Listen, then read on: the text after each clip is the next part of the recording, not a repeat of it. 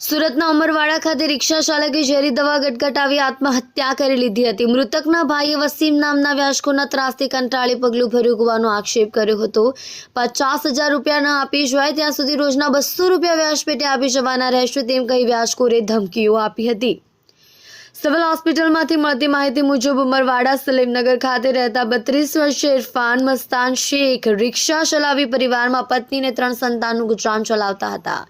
ગત 5 જાન્યુઆરીના રોજ ઇરફાને તેના ઘરે ઝેરી દવા પી લીધી હતી અને સારવાર માટે નવી સિવિલ હોસ્પિટલ દાખલ કરાયો હતો, જ્યાં સારવાર દરમિયાન તેનું મોત નીપજ્યું છે। મૃતકના ભાઈ રિઝવાન શેખે આક્ષેપ કરતા જણાવ્યું હતું કે તેના ભાઈએ વસીમ નામના વ્યાજખોર પાસેથી વ્યાજથી 50,000 લીધા હતા। વસીમે ઇરફાનને 50,000 રૂપિયા આપતા જણાવ્યું હતું કે જ્યાં સુધી 50,000 રૂપિયા ન આપી જાય ત્યાં સુધી રોજના 200 રૂપિયા વ્યાજ પેટે આપી જવાના રહેશે તેમ કહી પૈસા ઇરફાનને આપ્યા હતા। જોકે છેલ્લા થોડા દિવસોથી મૃતક ઇરફાનને વ્યાજના નાણાં ચૂકવ્યા ન હતા।